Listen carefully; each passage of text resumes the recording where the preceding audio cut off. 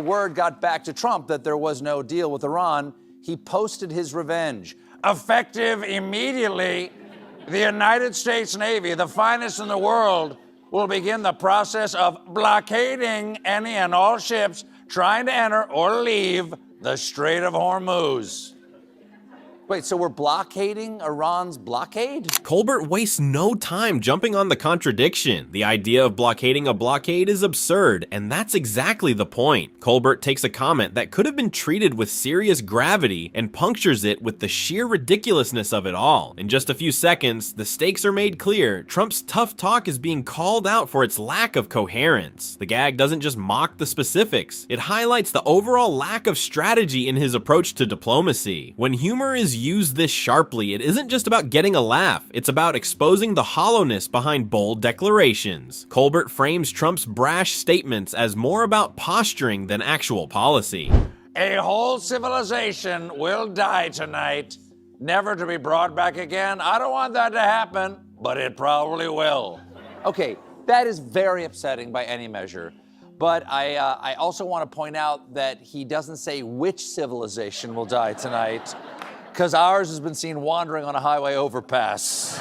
Now, Colbert ramps up the critique. Trump's ominous statement about the destruction of a civilization is chilling, but the absence of clarity, which civilization, makes the statement less a warning and more a hollow threat. And Colbert picks up on that. Instead of diving into the seriousness of the comment, he turns it into a joke, offering an absurd visual of our own civilization as aimless, directionless, and on the verge of collapse. The humor here draws attention to a deeper problem. Trump's rhetoric might be grandiose, but it lacks substance. Colbert's response turns the statement into a source of comedic confusion, revealing the chaos behind Trump's grandiosity. Then, Bartiromo asked the president about oil and gas prices, and just take a look at her reaction after he answered. So do you believe the price of oil and gas will be lower before the midterm elections? I hope so. I mean, I think so. It could be, or the same, or maybe a little bit higher.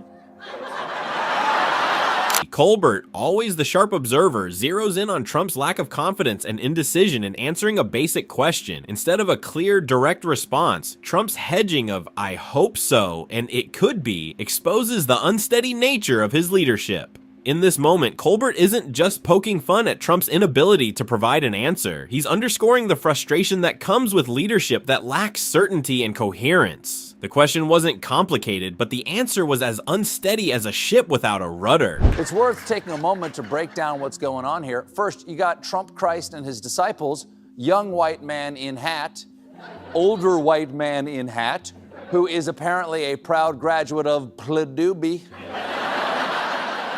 Young woman, and same young woman in hat.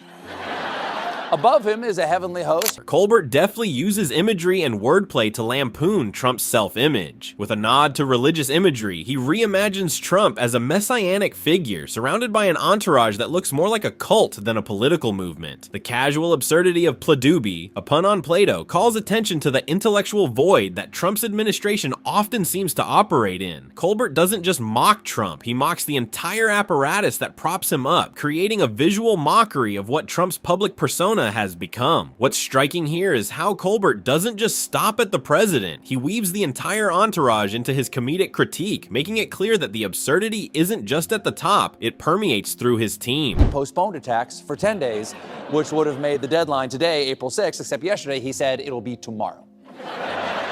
At this point, he's tried every tactic except passive-aggressive parental guilt trip. Well, I guess you won't open the Strait of Hormuz before I die, but that's fine. I mean, who needs oil when I'm clearly never going to have grandchildren? I don't. Here, Colbert delivers a brutally funny criticism of Trump's indecisiveness. The image of a toddler-like tantrum over delayed deadlines gets an extra punch from Colbert's humorous take. His deadpan "I don't need oil" quip heightens the absurdity. Trump's inability to make firm decisions is the true issue here. It's a clever commentary on the mental and emotional gymnastics that Trump's rhetoric often demands, where responsibility and action are continually postponed with little to no clarity. Instead of decisive leadership, Colbert frames Trump's response as a series of delays punctuated by passive-aggressive ultimatums. Toward the end, it got very friendly, and we got just about every point we needed except for the fact that they refuse to give up their nuclear ambition. Yes. Trump got everything he wanted except the one thing he wanted.